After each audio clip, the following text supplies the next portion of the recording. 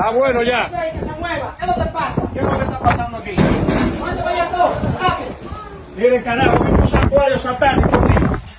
Practicando brujería aquí en mi municipio. Ustedes van a tener que practicar brujería. Diario, mochando cabeza. Ustedes están todos detenidos. Mochando cabeza de pollo y matando animales aquí se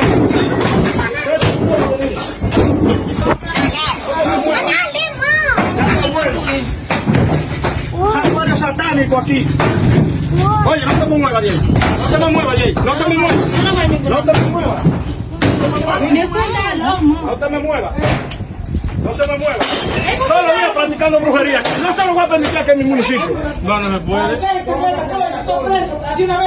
A nadie le voy a permitir practicar brujería aquí en mi municipio. ¿Qué chancleta? Máralo todo. Todo para el ejército. Máralo uno con uno. Todo. Quédese ahí. No se me mueva. Haga silencio.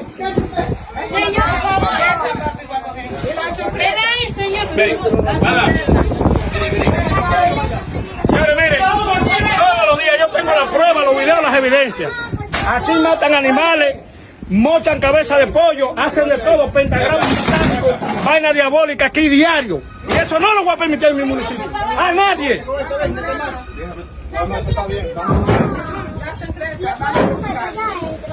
Vaya y búscalo usted. Búscalo. No son de la fama.